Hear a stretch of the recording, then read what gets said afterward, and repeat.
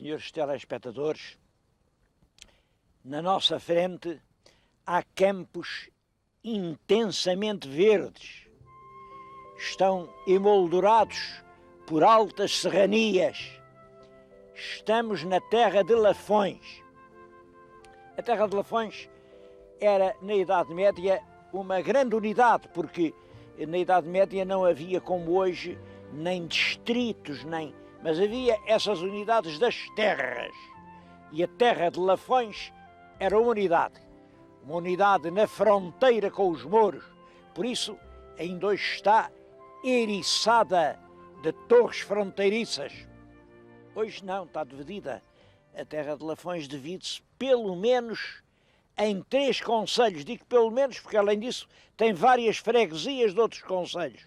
Mas pode-se dizer que Lafões de hoje é constituída pelo concelho de Vouzela, pelo de São Pedro do Sul e pelo de Oliveira de Frades.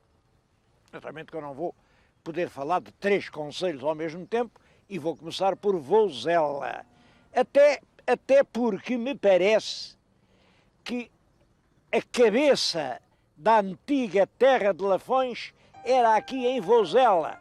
Olhem aquela senhora do castelo, hoje já não há castelo nenhum, mas a senhora do castelo ficava num sítio onde havia um grande castelo que talvez fosse o centro administrativo de Vouzela. Bom, estão a ver no mapa onde fica Vouzela, onde fica a região de Lafões. Não é longe de Coimbra, não é longe de Aveiro, não é longe do Porto. Estamos no coração da Beira Alta. Toda a história desta região está ligada a um rio, o Voga.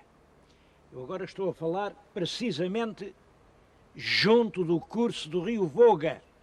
Bom, e até no lugar que fez nascer o nome de Vouzela. Ali logo a seguir à ponte há a confluência de um pequeno rio, o Zela, com o Voga. Ora, Voga no latim era o Vauca.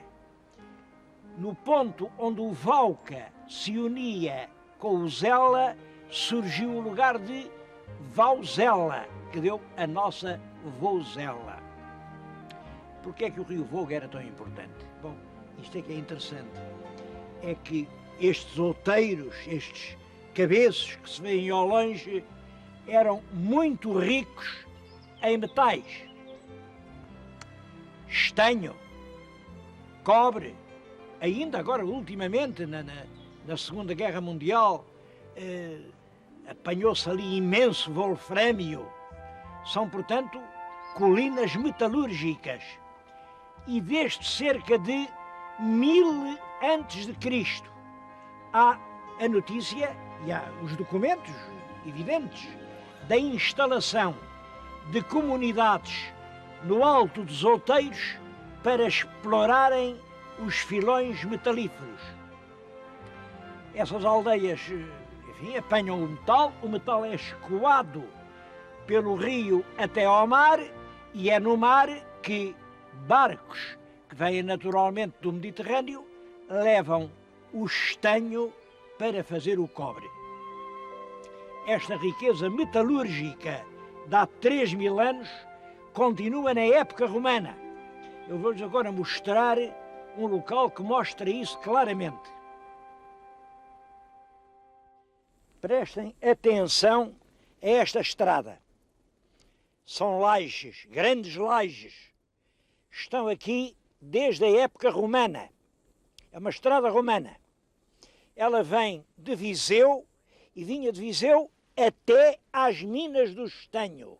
Sabemos que vinha de Viseu porque apareceu aqui um marco miliário que diz que era a milha 18. Ora, fazendo as contas, são 18 milhas certas, daqui a Viseu. A estrada está num excelente estado de conservação.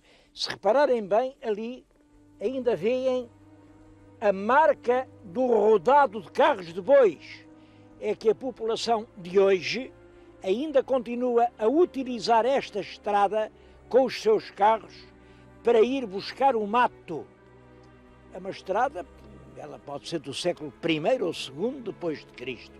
Estamos aqui diante de 1800 anos de história.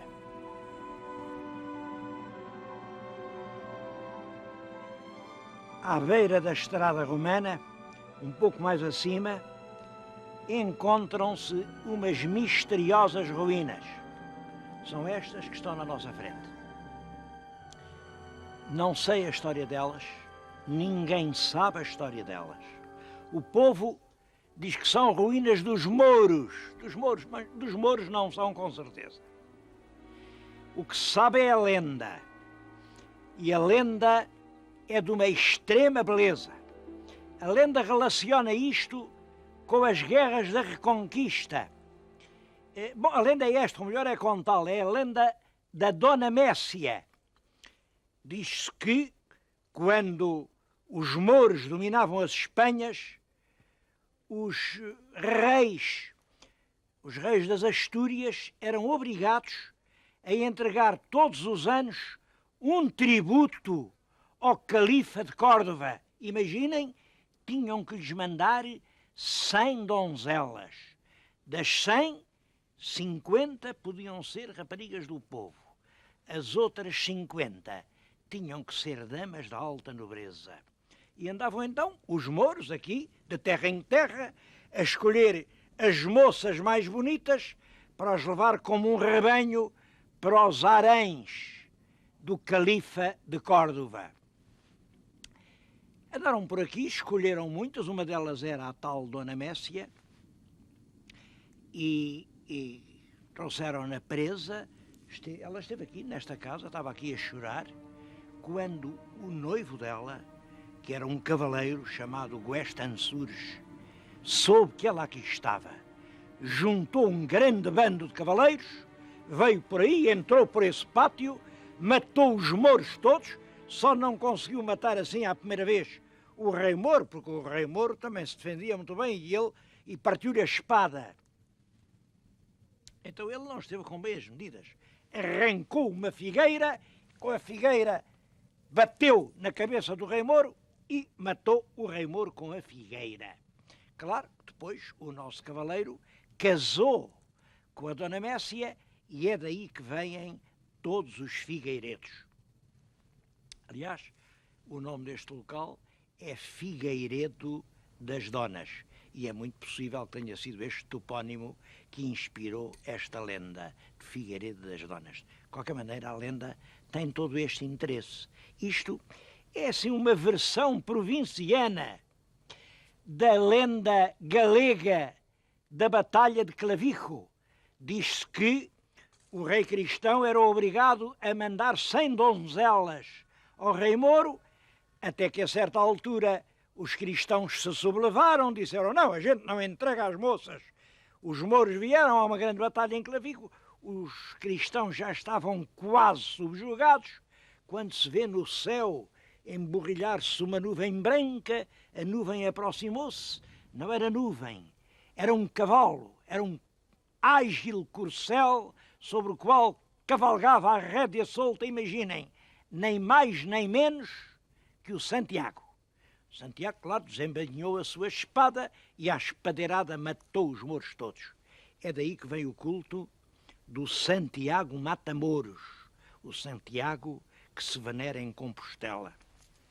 É espantoso vir encontrar aqui na Beira Alta este eco longínquo da lenda de Clavijo.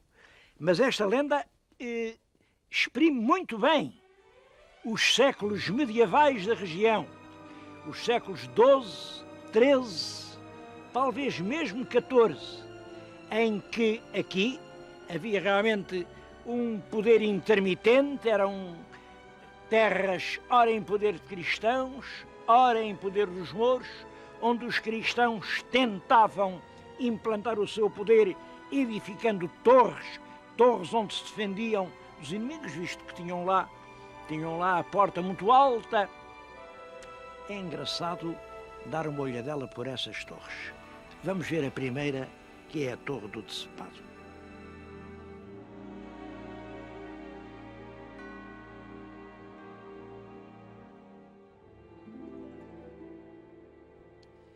uma das torres aqui da região tem ligado a uma tradição interessante.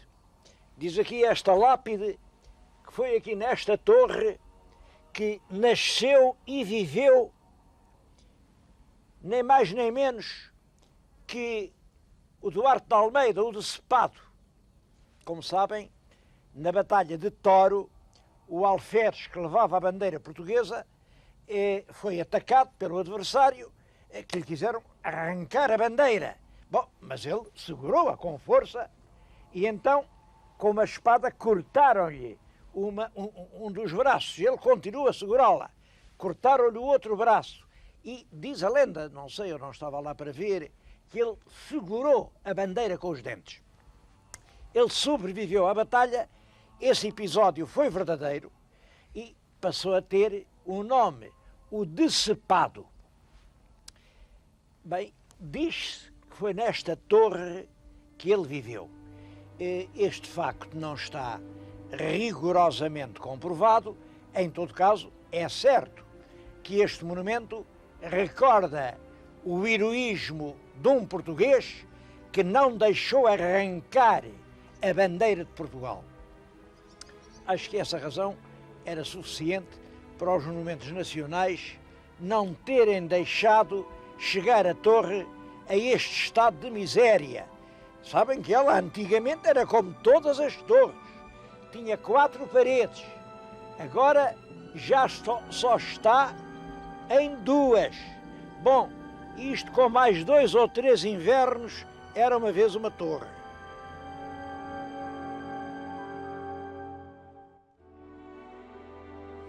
Esta outra torre é a Torre de Câmara. É também medieval.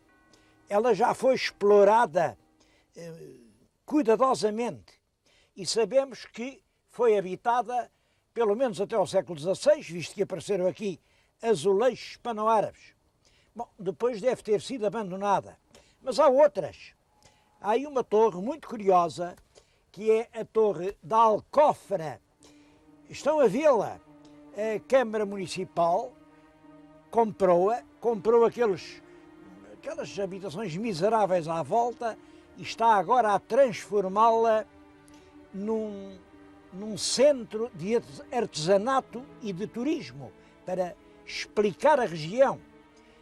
Havia uma outra que foi destruída não há muitos anos, já nos fins do século passado, para fazer uma habitação. É claro que estas torres, creio que eram, fundamentalmente, residências de proprietários nobres.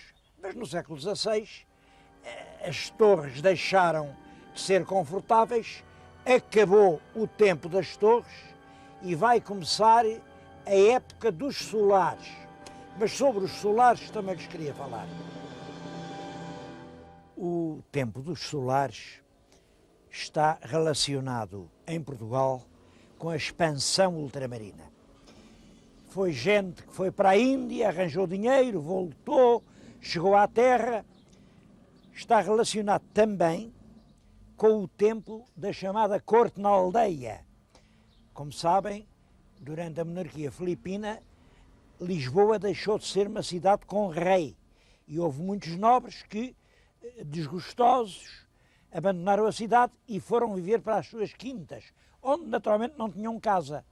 O nobre não ia viver num palheiro, então fizeram palácios. Alguns belos palácios, outros casas pretenciosas. De qualquer maneira, a parte mais importante da arquitetura civil portuguesa é constituída pelos solares. Estou-lhes a falar aqui, muito perto de Vozela, em frente de um solar. Reparem como é curioso este solar. O solar tem uma capela que é maior do que a casa da habitação, mas a própria casa tem depois uma porta, a porta é maior que a casa. E a porta tem um brasão de armas e o brasão é maior que a porta. Bom, tudo isto eram espantosas exibições de grandeza e de vaidade. Há solares aqui no norte que só têm a fachada, não houve dinheiro para fazer mais nada. Muitos conseguiram acabá-los, viveram neles, mas naturalmente era muito difícil manter casas muito grandes que exigiam muita criadagem e praticamente pelo século XIX, depois da Revolução Liberal, os solares são abandonados. Acaba o tempo dos solares, começa a época dos prédios de rendimento em Lisboa. Depois veio o comboio e começa o tempo das avenidas novas. Acontece, os solares, estamos a falar diante de um solar abandonado, há hoje em Portugal centenas de solares abandonados. A nossa arquitetura do século XVIII, do século XIX, ainda uma grande parte barroca do século XVII, está hoje entregue aos ratos. Porquê? Porque é natural, isto é propriedade particular. E a propriedade particular é sagrada. Tem dono, o Estado não pode intervir. E eu acho muito bem. Simplesmente, os direitos da cultura também são sagrados. Não há o direito de entregar ao vandalismo e à destruição cega do tempo os melhores tesouros da arte e da arquitetura portuguesa. Bom, então, como é que vamos conciliar estas duas coisas, ambas sagradas, mas aparentemente opostas entre si? O direito à conservação dos monumentos e o direito dos particulares àquilo que lhes pertence, porque os seus avós construíram ou compraram. Como vamos conciliar? Eu já tenho dito, eu não sou legislador, mas acho que temos legisladores a quem os contribuintes pagam para fazer leis que resolvam esses problemas. Assim é que não pode ser. Os nossos solares estão todos transformados em ruínas que daqui a pouco desaparecem e para já nos envergonham.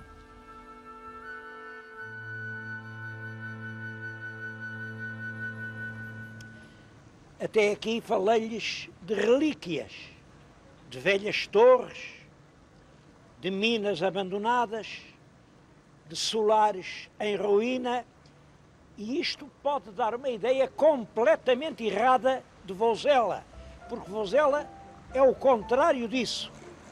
É uma terra jovem, cheia de iniciativas surpreendentes, uma terra a avançar para a frente. Vou-lhes mostrar 3 coisas que me impressionaram. Venham comigo até lá. Nesta estufa criam-se, e em quantidades importantes para abastecer o mercado, imaginem, bananas e ananases. Bom, as bananas e ananases, como sabem, são dos climas quentes. Como foi possível trazer isto aqui, para esta região montanhosa, junto de Caramulo? A terra é realmente fria. É simples. É que no rio Voga há nascentes de água quente. Fez-se um poço, canalizou-se a água quente, que passa aqui no período frio, na altura das geadas e das neves, e aqui há uma permanente temperatura quente. Daí que seja possível criar bananas e ananases. Não há dúvida, costuma-se dizer que o homem põe e Deus dispõe, mas aqui é o contrário que acontece. Deus põe, mas quem dispõe é o homem, dispõe do calor e do frio.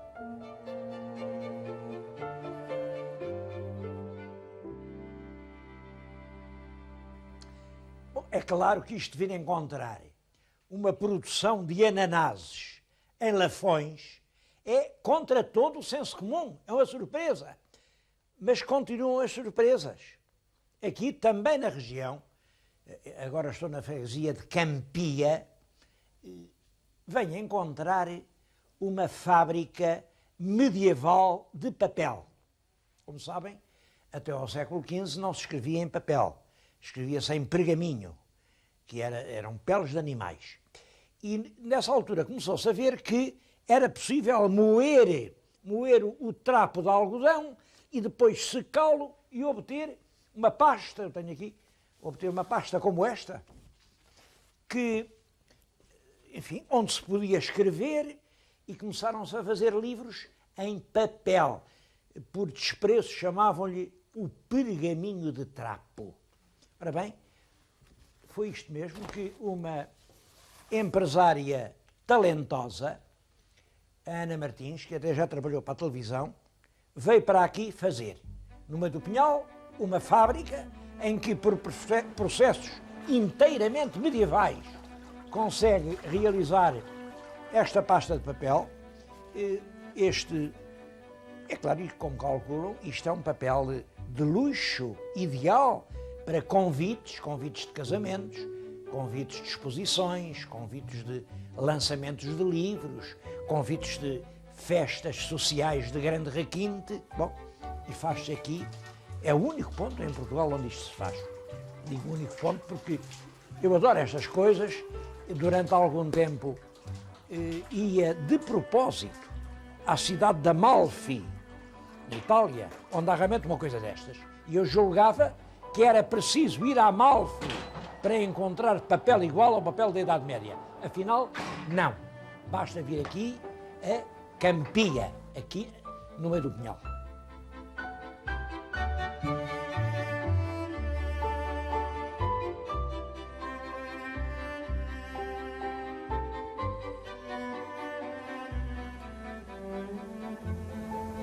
Vozela não é propriamente uma região de grandes indústrias, mas tem as indústrias suficientes para que aqui não haja desemprego.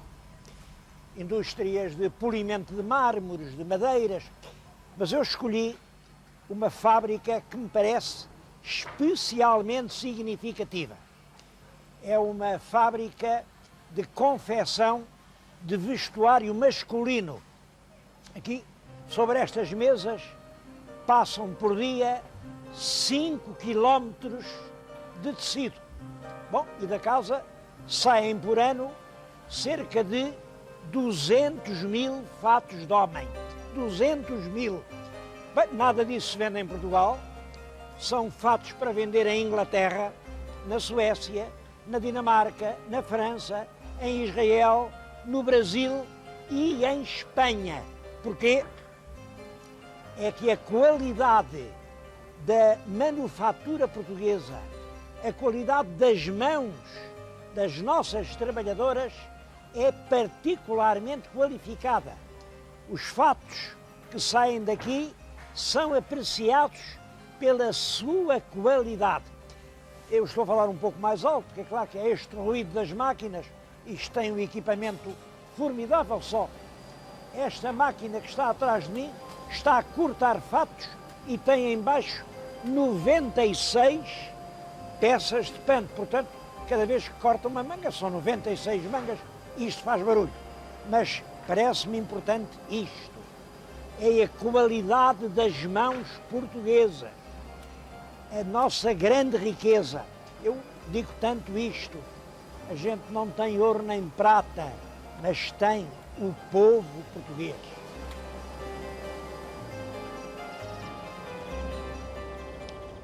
Um outro exemplo em que o passado se transformou em futuro. Até há alguns anos, exatamente 1990, a linha do Val do Voga passava por aqui. Bom, mas em 90 entenderam que era das tais linhas que não são rentáveis e o comboio deixou de chegar ao Val do Voga. Esta foi uma das muitas estações abandonadas. Nós já temos encontrado por esse país fora estações que são pardieiros em ruínas, são verdadeiras imagens de desolação. Aqui pegaram na antiga estação ferroviária e transformaram-na numa moderna estação rodoviária. Conserva ali o depósito de água que abastecia as locomotivas. A estação tem tudo quanto tinha a antiga estação. É a imagem do passado que ficou gravada na memória de muitos habitantes desta terra. Entretanto, continua a ser útil. Os autocarros chegam e partem para todo o concelho. Junto, exatamente do mesmo modo que a estação foi conservada, conservou-se o viaduto, porque aqui, para o comboio chegar aqui, tem que atravessar um vale muito profundo sobre o rio Zela. E quando fizeram a linha, o viaduto é de 1912.